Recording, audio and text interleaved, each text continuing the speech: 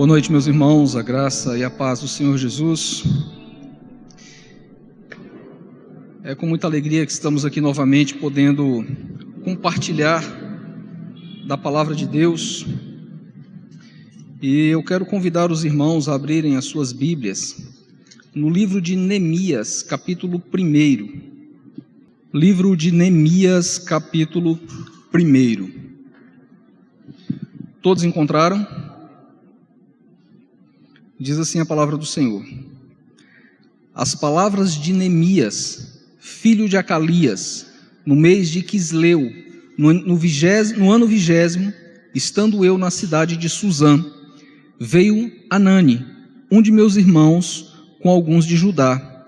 Então lhe perguntei pelos judeus que escaparam e que não foram levados para o exílio e acerca de Jerusalém. E disseram-me: os restantes que não foram levados para o exílio e se acham lá na província estão em grande miséria e desprezo. Os muros de Jerusalém estão derribados, as suas portas queimadas. Tendo eu ouvido estas palavras, assentei-me e chorei, e lamentei por alguns dias, e estive jejuando e orando perante o Deus dos céus. E disse: ah, Senhor, Deus dos céus, Deus grande e temível, que guarda a aliança e a misericórdia para com aqueles que te amam e guardam os teus mandamentos.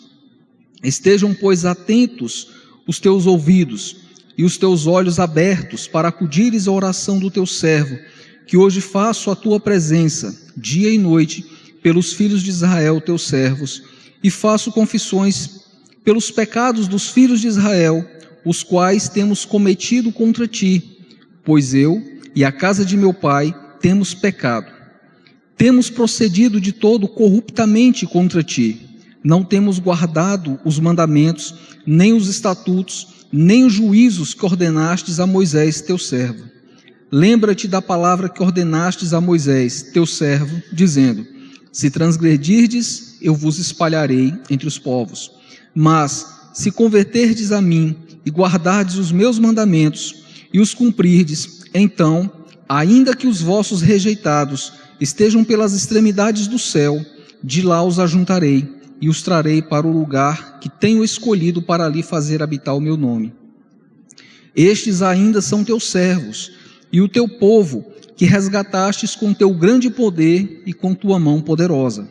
Ah, Senhor, estejam, pois, atentos os teus ouvidos à oração do teu servo e a dos teus servos que se agradam de temer o teu nome. Concede que sejam bem-sucedidos hoje o teu servo, e dá-lhe mercê perante este homem. Neste tempo eu era copeiro do rei. Até aqui. Senhor nosso Deus, graças te damos pela tua palavra, Pai, e queremos pedir que o teu Espírito Santo continue nos conduzindo em adoração a ti, Senhor. Que ele possa estar abrindo as nossas mentes, abrindo o nosso entendimento, os nossos corações para a tua palavra, e possa nos dar esse discernimento, meu Pai, de tudo aquilo que nós precisamos aprender, e não somente isso, mas aquilo que nós também precisamos aplicar em nossas vidas. É isso que nós te pedimos e desde já te agradecemos em nome de Jesus. Amém. Amém, meus irmãos. Todos podem sentar.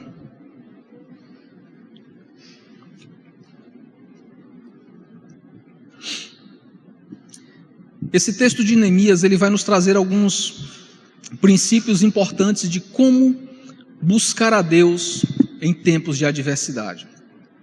Uma palavra bastante atual para tudo isso que nós estamos vivendo, de como buscar a Deus em tempos de adversidade. O livro de Neemias, ele foi escrito para fortalecer a fé dos judeus que haviam regressado do cativeiro babilônico e cujo propósito, juntamente com o livro de Esdras também, era restabelecer a adoração ao Senhor, porque a cidade de Jerusalém estava destruída, em ruínas, e o templo precisava ser reconstruído para ser restabelecida a adoração a Deus. Então nós vemos que Neemias ele foi chamado nesse contexto de caos, nesse contexto de calamidade, para liderar um povo que era escravo, que era pobre, miserável, que apesar do seu opróbrio, Deus estava chamando o seu povo para restaurar a comunhão com Ele, para restaurar a adoração do culto a Deus, depois de 70 anos, conforme havia profetizado Jeremias. Então, nós vemos a demonstração da providência de Deus, mesmo quando Deus exerceu juízo contra o seu povo. Porque o povo desobedeceu a Deus e, segundo Deus havia anunciado, eles seriam levados cativos e que após 70 anos Deus estaria trazendo-os de volta. Então, nesse período onde não havia templo, onde não havia um local específico de adoração, nós vemos que foram estabelecidas as sinagogas. O povo de Deus ele não ficou sem a palavra. O povo de Deus ele não ficou totalmente alheio e ignorante às promessas de Deus. E ao que tudo indica, Neemias provavelmente nasceu no cativeiro, mas ainda assim instruído na palavra de Deus. Então, o retorno de Judá começou depois que o Império Medo-Persa ele derrubou a Grande Babilônia e através do rei Ciro, eles receberam autorização para serem levados de volta à sua terra. E quando nós vamos acompanhar o livro de Esdras, o livro de Neemias, também o livro de Ageu, nós vemos que isso aconteceu em 3 etapas. Primeiro com Zorobabel para reconstruir o templo, depois com Esdras para ensinar a lei e depois com Neemias para reestruturar os muros e as portas da cidade. Então, essas adversidades pelas quais o povo de Deus estava passando naquele momento, inevitavelmente os levaram a uma situação de apatia espiritual, uma letargia para cultuar a Deus, uma falta de vontade de adorar ao Senhor. Eles estavam passando por situações de pobreza, de miséria, de injustiça social, uma situação de sendo oprimidos por povos que não eram simpáticos aos judeus. Humanamente falando, eles não tinham motivo nenhum para louvar, para adorar a Deus. Mas é justamente aí que Deus levanta Esdras, que Deus levanta Zorobabel, que Deus levanta Neemias, que Deus levanta o profeta Ageu, para chamar o seu povo à sua adoração em tempos de adversidade. Isso parece uma palavra bem específica para aquilo que nós estamos vivendo hoje com essa pandemia, as pessoas se privando de cultuarem ao Senhor por causa dessas circunstâncias. Mas o povo de Deus aqui ele é chamado a adorar a Deus e ele é chamado a se alegrar em Deus, independente das circunstâncias. Por isso que lá no capítulo 8 de Neemias nós vamos ver ele dizer que a alegria do Senhor é a nossa força. E é interessante, meus irmãos, que os avivamentos ocorridos no Antigo Testamento, os avivamentos ocorridos no Novo Testamento, também na história da igreja, eles tiveram um resultado duradouro quando isso aconteceu pela ministração da palavra de Deus e eles perseveraram nesta palavra. Não é à toa que o movimento puritano, ele foi conhecido como, aqueles povos ficaram conhecidos como o povo da Bíblia, tamanha a importância que eles davam à Escritura. Então nós vemos aqui alguns princípios que Neemias vai nos ensinar a respeito de como buscar a Deus em tempos de adversidade.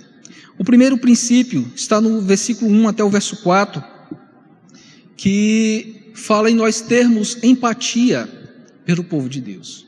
Nós termos empatia pelo povo de Deus. É interessante que ele não começa buscando pelas suas próprias necessidades, mas ele começa se importando com as necessidades do povo de Deus.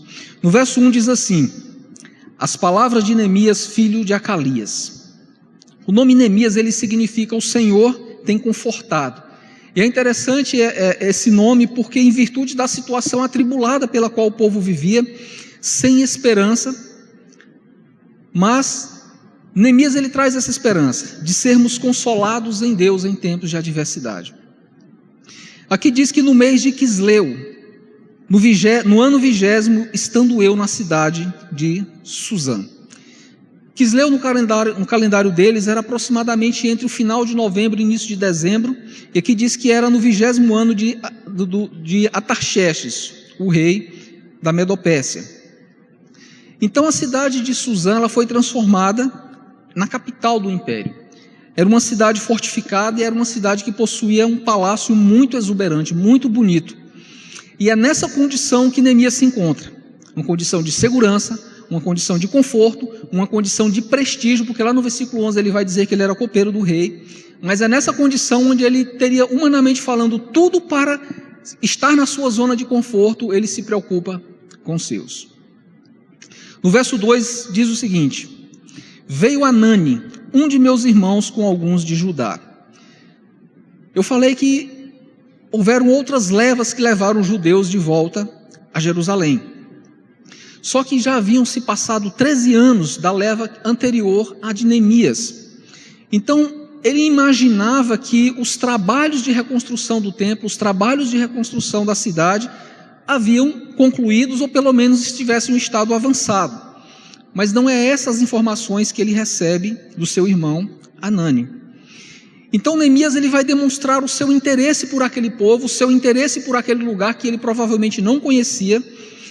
E aqui nós temos uma evidência já que indica uma ordem de prioridade quando nós falamos de povo de Deus, quando nós falamos de igreja.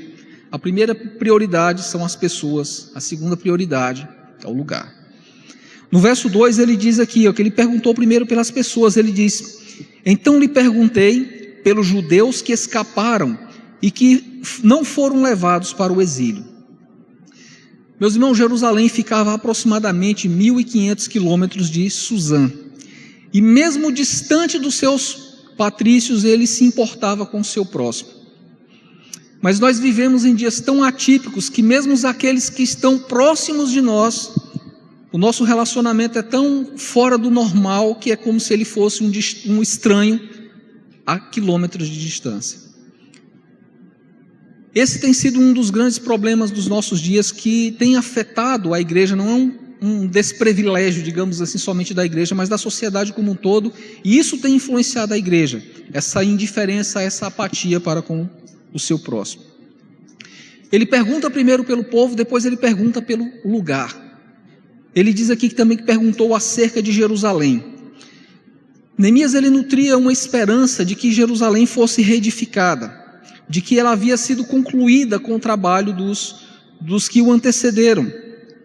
Só que ela é descrita como uma cidade que está economicamente deteriorada, culturalmente deteriorada, espiritualmente quase que morta. E isso é descrito no versículo 3, se você acompanhar na sua Bíblia, diz assim: disseram-me, os restantes que não foram levados para o exílio se acham lá na província. E aqui nós vemos a combinação de um despertamento para enfrentar os problemas daquela comunidade. Porque há esse detalhe de que às vezes os homens eles não estão dispostos a ouvirem os problemas como Neemias parou para ouvir.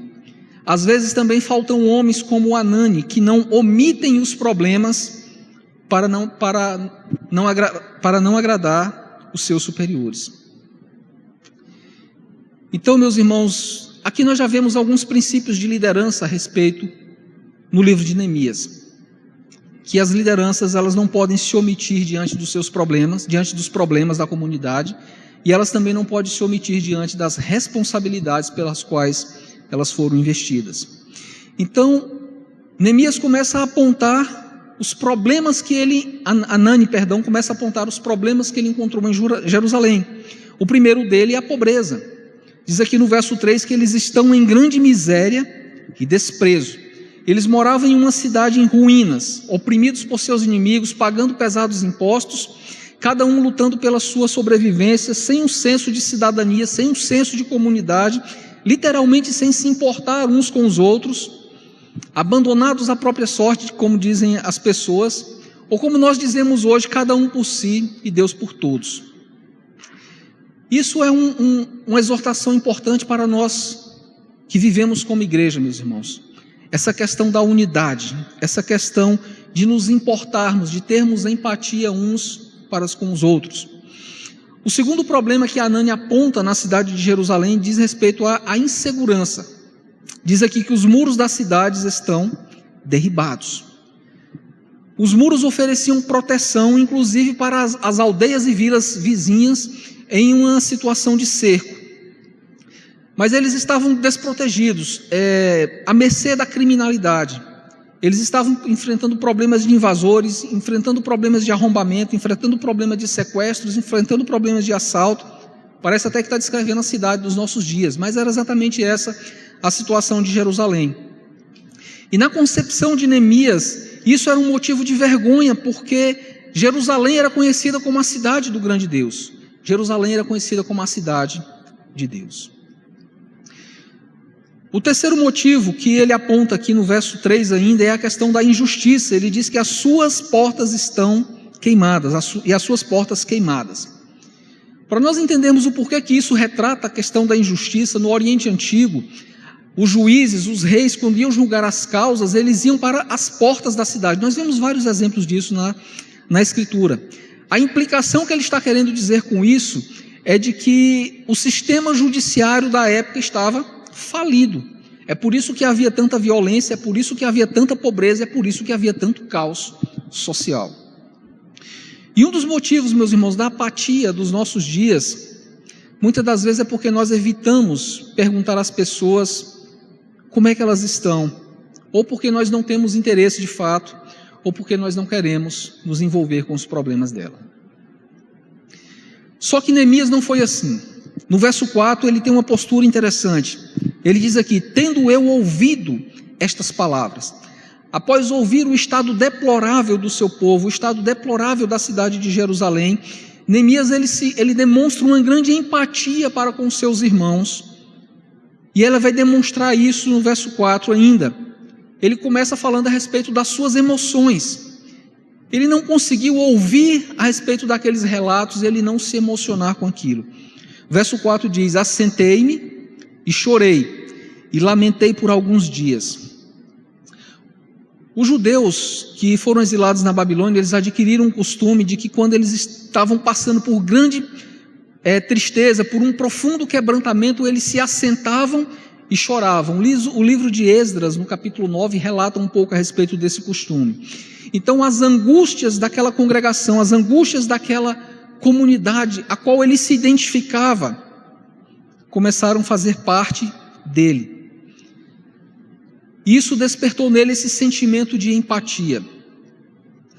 E não somente demonstrou essa empatia com os problemas do seu povo ao ponto de chorar, ao ponto de lamentar, mas ele também demonstrou uma prontidão espiritual, que também está no verso 4, que diz aqui que estive jejuando e orando perante o Deus dos céus. Nas Escrituras, o jejum ele sempre vem acompanhado de oração. Só que nós precisamos levar em conta aqui alguns aspectos a respeito de como Neemias encarou esse problema. Lá no versículo 1 nós falamos que ele começou a orar no mês de Quisleu, final de novembro, início de dezembro. Só que quando nós vamos olhar lá no capítulo 2, verso 1, quando ele vai definitivamente falar com o rei, lá diz que era no mês de Nisan, entre final de março e início de abril. Então a conclusão que nós observamos nesse texto é que Neemias passou 4 meses diante de Deus, com jejum e oração por causa da cidade. Por que Neemias passou tanto tempo em jejum e oração antes de falar com o rei?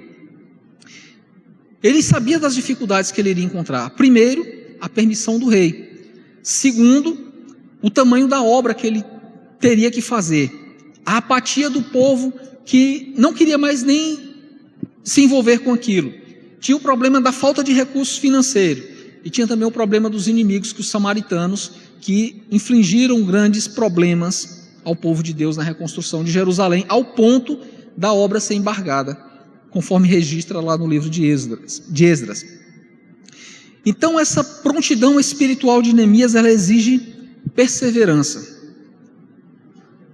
Ele perseverou porque ele entendia que sem o agir de Deus, qualquer esforço humano é inútil.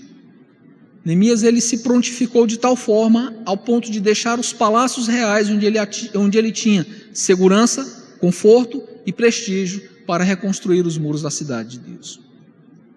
Qual a aplicação disso, meus irmãos? Nós entendermos o que fazer em tempos de calamidade, em tempos de adversidade, em termos de empatia pelo povo de Deus. Implica em nós sairmos da nossa zona de conforto. Quando nós assumimos um compromisso com a congregação, quando nós assumimos cargos em uma igreja que seja, isso não deve ser por um status que isso eventualmente venha nos proporcionar, mas o intuito de servir a Deus, no intuito de servir a congregação. O segundo princípio que Neemias vai nos mostrar está no verso 5. para nós termos essa prontidão, essa persistência de buscarmos a Deus, nós devemos conhecer o Deus a quem nós servimos. No verso 5 ele começa demonstrando isso, e ele vai falar a respeito da pessoa de Deus, embora que não de uma forma exaustiva, mas ele vai demonstrar alguns atributos e algumas características de Deus que nós deveríamos conhecer antes de buscarmos a Deus com perseverança em oração. A primeira delas é que Deus é soberano. Verso 5 diz assim: e disse: Ah, Senhor, Deus dos céus.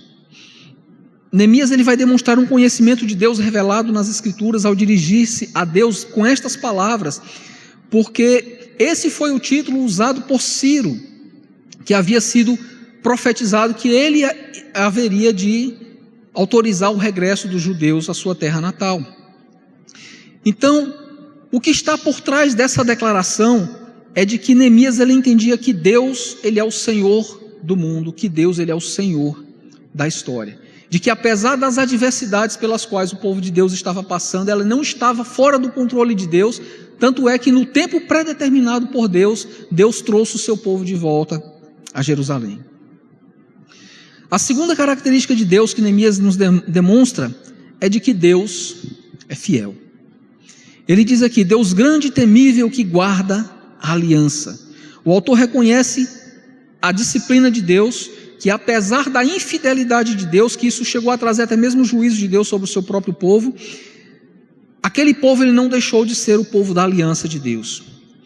Por isso a nossa confiança nessa fidelidade de Deus, meus irmãos, não é pelo nosso mérito, não é porque nós eventualmente somos bons ou porque eventualmente venhamos a fazer qualquer coisa boa, mas é porque Deus é fiel à sua palavra e Ele zela para cumprir a sua palavra.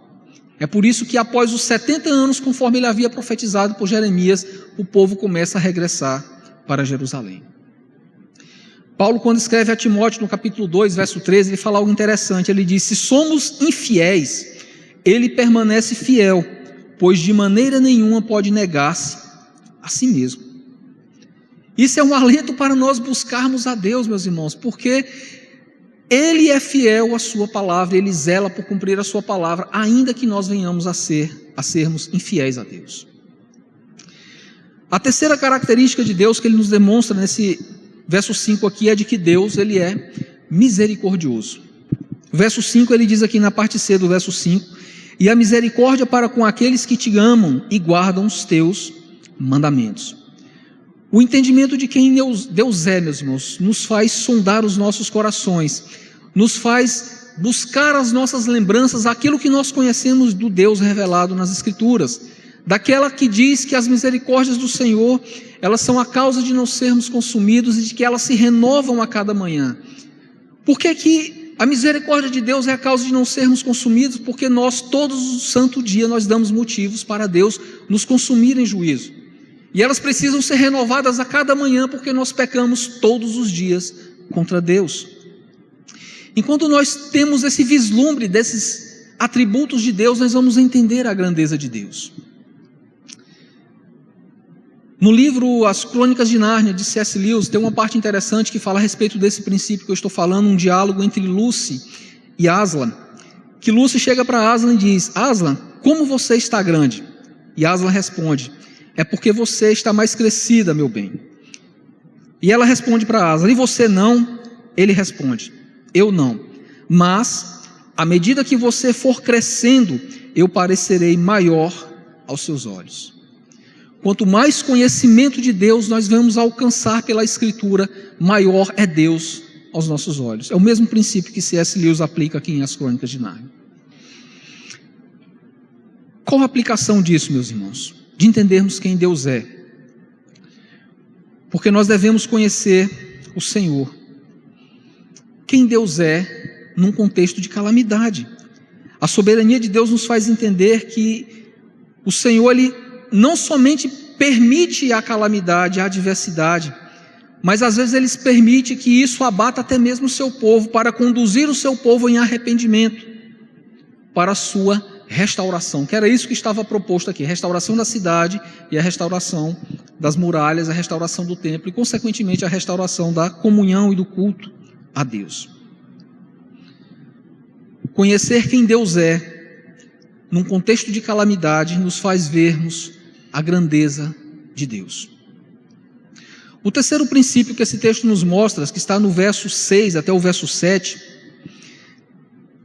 quando nós entendemos quem Deus é, a grandeza de Deus, meus irmãos, isso inversamente nos faz reconhecer quem nós somos e a nossa condição diante de Deus, que é isso que ele vai tratar do verso 6 e do verso 7.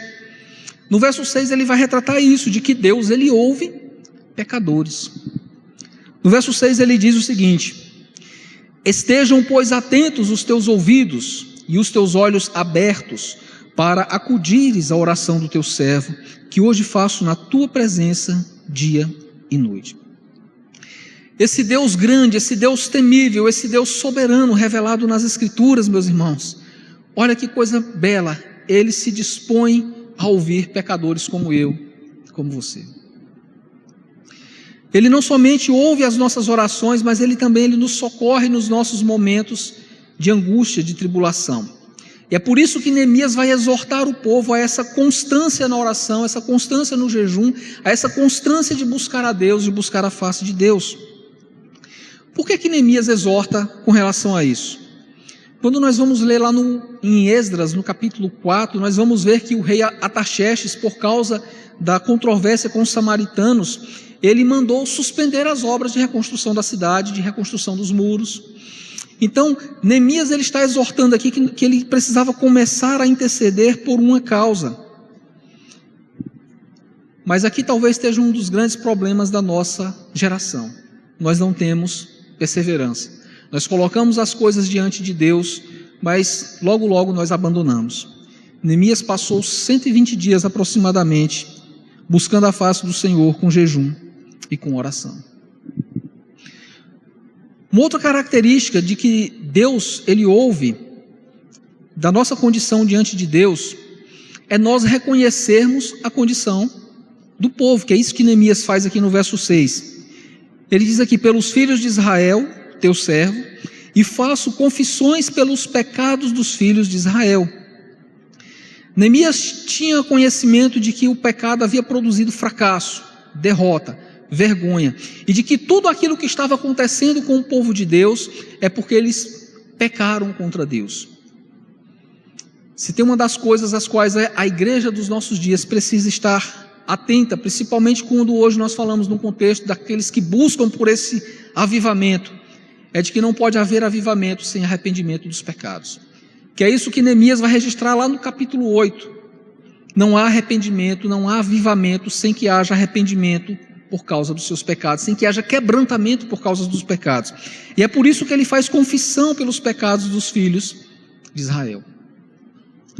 Mas não somente isso, ele reconhece a condição do povo diante de Deus, mas ele reconhece também a sua própria condição diante de Deus, que está no verso 6. Ele diz assim: os quais temos cometido contra ti, pois eu e a casa de meu pai temos pecado. Temos cometido, aqui fica implícito o uso do nós temos cometido contra ti.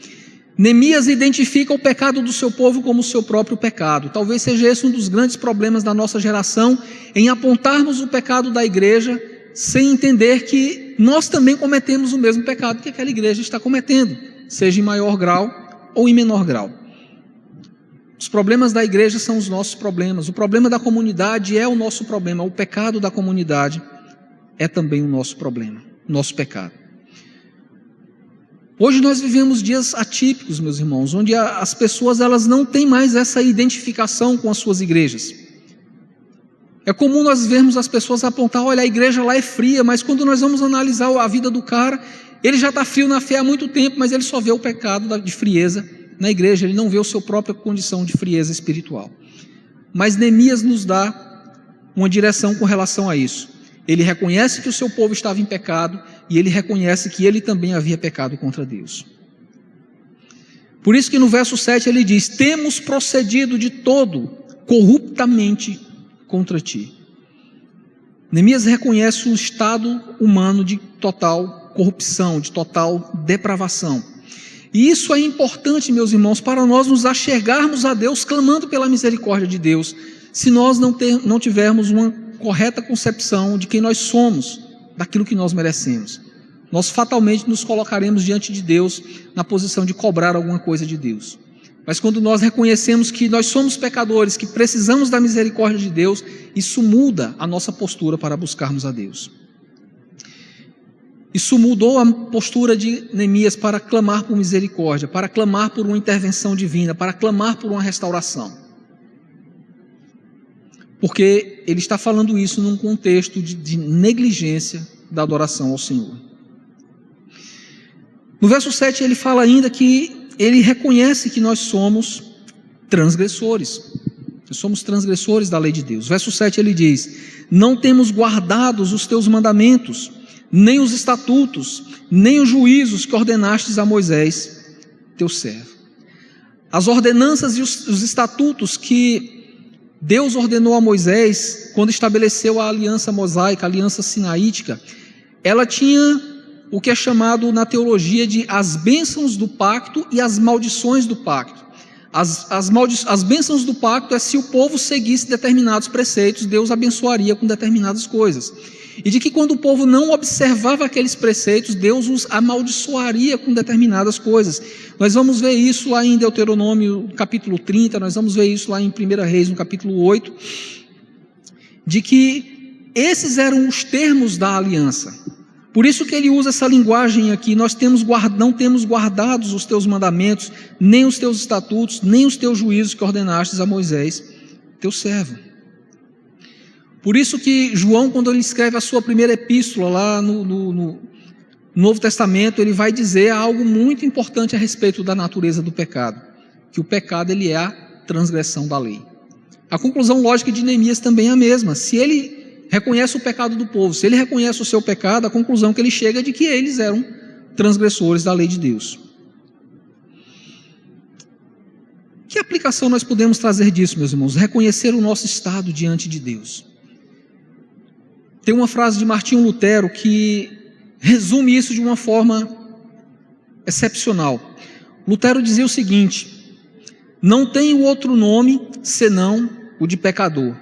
Pecador é meu nome, pecador, meu sobrenome. Quando nós entendemos a nossa condição diante de Deus, a nossa postura de buscarmos a clemência e a misericórdia de Deus, ela é diferente.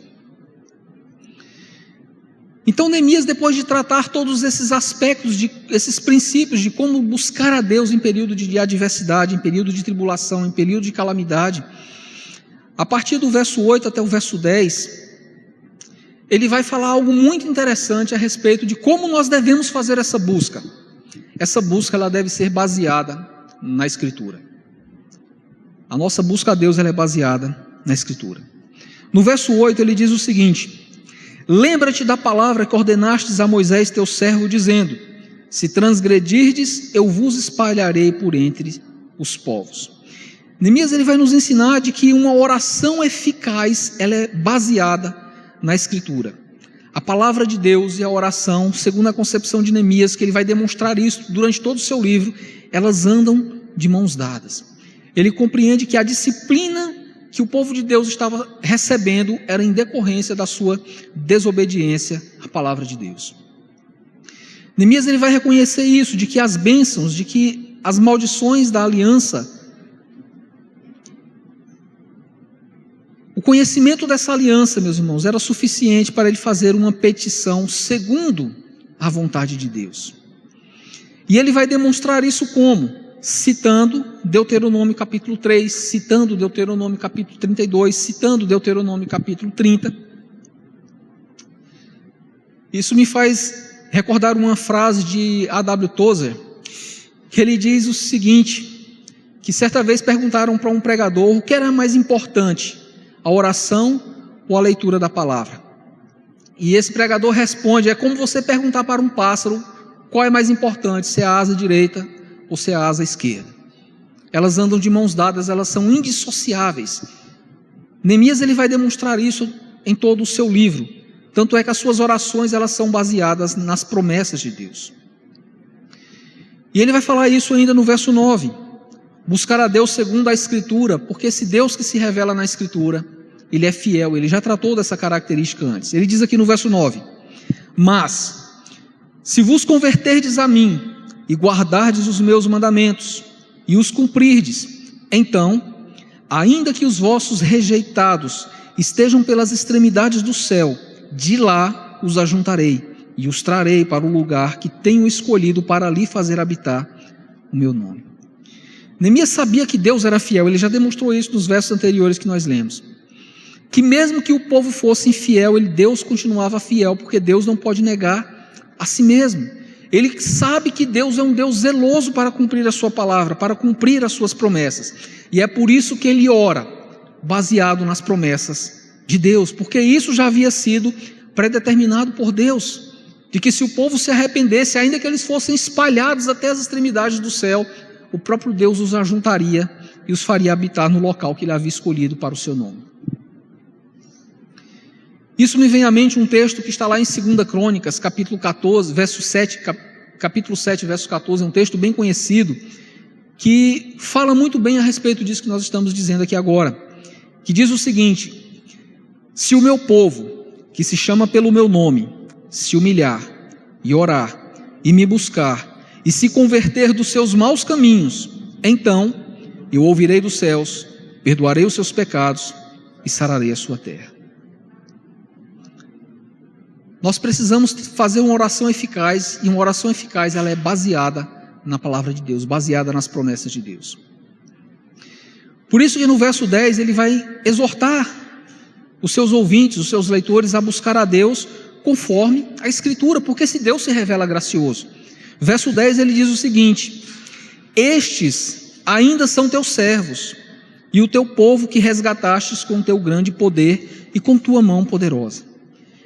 Neemias sabia pela Escritura que Deus ele é gracioso, de que a escolha de Israel como povo de Deus não foi baseada no mérito de Israel, porque a própria Escritura diz que ele era a menor dentre as nações, mas foi pela graça de Deus. E de modo surpreendente, Neemias ele vai quase que citando palavra por palavra daquilo que Moisés havia escrito em Deuteronômio capítulo 9, verso 29. Olha só o que é que Moisés registra. Deuteronômio 9, 29. Todavia, são eles o teu povo e a tua herança que tiraste com tua grande força e com teu braço estendido. Neemias vai recordar da misericórdia de Deus em preservar o seu povo.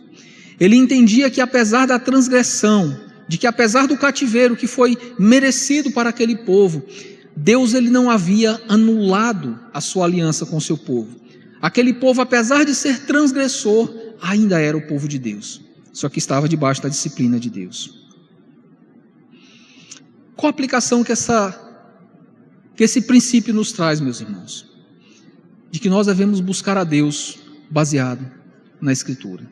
As nossas orações devem ser baseadas na Escritura. É por isso que os reformadores usam aquela máxima, né? Pregue a palavra, cante a palavra, ore a palavra. Tudo deve ser baseado na Escritura. A quinta e última aplicação de como buscar a Deus em tempos de adversidade está no verso 11. É de que Deus ele responde às nossas orações segundo a sua vontade. É importante nós entendermos isso, porque ele já havia demonstrado que Deus ele é soberano. E se Deus ele é soberano e esse Deus também responde às orações, as nossas orações que são respondidas são aquelas que são feitas segundo a sua vontade. E as orações que são feitas segundo a sua vontade são aquelas baseadas na palavra de Deus. Ele começa falando no verso 11, da certeza de que Deus ouve as nossas orações. Ah, Senhor, estejam, pois, atentos os teus ouvidos à oração do teu servo e à dos teus servos que se agradam de temer o teu nome. Neemias praticamente repete aquilo que ele já havia falado no verso 6, sobre o Deus revelado nas Escrituras, sobre o Deus que ouve as orações dos seus servos, e novamente ele vai trazer essa ênfase de exortar as pessoas na constância da oração, na constância de buscar a face de Deus. Por que ele faz com que o povo se aplique nessa constância? Porque a resposta de Deus é segundo a sua vontade. Verso 11 ainda ele diz: concede que seja bem sucedido hoje o teu servo e dá-lhe mercê perante este homem. Que homem? O rei da Pérsia. Neemias entendia que a soberania de Deus, ele ressaltava que o seu êxito dependia de Deus fazer a sua vontade, de que ele iria prevalecer na sua empreitada se Deus estivesse com ele, se fosse a vontade de Deus, de que Deus ele é soberano até mesmo sobre os reis da terra. Por que Neemias pede com tanta clemência para ele ser bem sucedido, para que Deus dê mercê a ele quando ele for falar com este homem, com o rei da Pérsia? Os reis da Medopérsia, eles tinham por hábito, meus irmãos, de que as pessoas não podiam comparecer à sua presença sem autorização e nem poderiam comparecer à sua presença de qualquer forma. Nós vemos isso de uma forma muito evidente lá no livro de Esther. Então, caso ele abordasse o rei de uma forma errada, ou caso ele abordasse o rei estivesse indisposto ou descontente, ele corria um sério risco de vida. Porque ele estava diante de uma grande prova de fé. Confiar que Deus é quem move o coração do rei, que é aquilo que está lá em Provérbios, capítulo 21, verso 1. Como o ribeiro de águas, assim é o coração do rei na mão do Senhor. Este, segundo o seu querer, o inclina. Neemias conhecia essas promessas. É por isso que ele clama a Deus para cumprir a sua vontade, para que ele haja mercê, que ele encontre mercê perante este homem. E no verso 11, diz aqui: no tempo, eu era copeiro do rei. Neemias gozava de um cargo de confiança. Neemias gozava de um livre acesso ao rei, porque o copeiro, ele não era meramente um serviçal dos serviços domésticos do rei. Ele era o responsável por provar a comida do rei, por provar o vinho do rei, para evitar que o rei fosse envenenado. Então era alguém de alta confiança que era um copeiro. Isso não significa que Neemias era um mero mordomo, porque o copeiro ele também precisava ser um homem culto, ele precisava ser um homem versado, porque ele também tinha como função ser um conselheiro do rei. Esdras, lá no seu livro, vai falar um pouco a respeito disso. Então Neemias ele vai compreender de que o coração do rei está nas mãos de Deus, e ele toma a atitude de falar com o rei, confiando em Deus, na soberania de Deus. Então ele vai informar a sua condição, por que é que ele estava triste. Nós não vamos ler o capítulo 2 porque é um pouco longo. Ele faz esse pedido ao rei, ele vai vistoriar as obras, ele vai incentivar o povo, ele vai enfrentar os inimigos, e ele vai fazer as nomeações corretas para que na sua ausência os trabalhos continuem andando. Qual que é a aplicação disso, meus irmãos? De entendermos a soberania de Deus, que Deus ele responde as nossas orações segundo a sua vontade.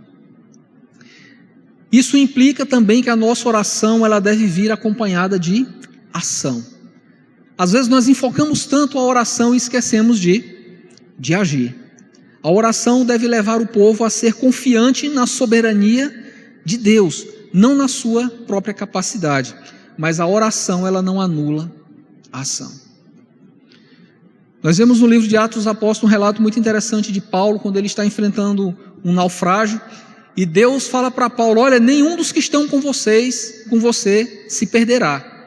Mas aí Paulo, quando sobe para falar com o comandante do barco, ele começa a dar instruções: olha, vamos deixar o barco mais leve, joga a carga no mar, faça isso, faça aquilo outro. Paulo confiava na soberania de Deus, no cuidado de Deus, mas isso não o impedia de agir, porque Deus, ele usa os meios, ele usa as pessoas, ele usa os homens para se cumprir a sua vontade.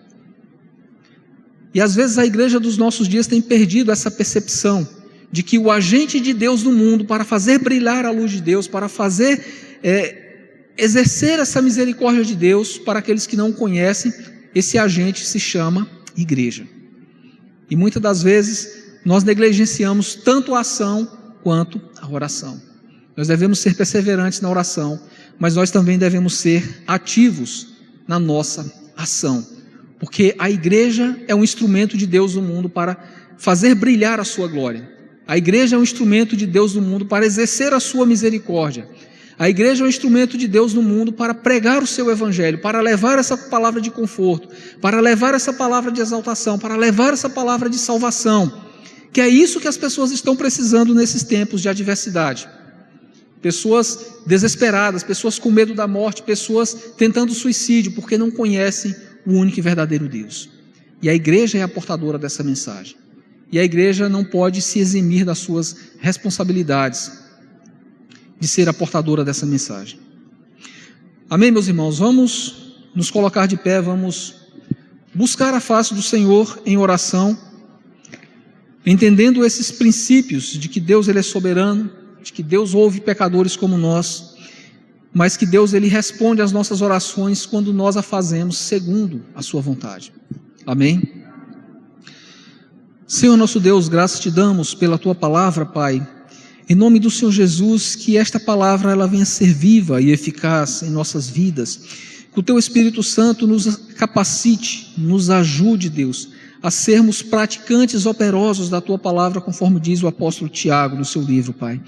Em nome do Senhor Jesus, nós sabemos que estas coisas não são fáceis, de que as adversidades do mundo, que as pressões que o mundo nos coloca sobre nós, para nós nos moldarmos ao seu pensamento, à sua forma de agir, tem conseguido um certo êxito no nosso meio.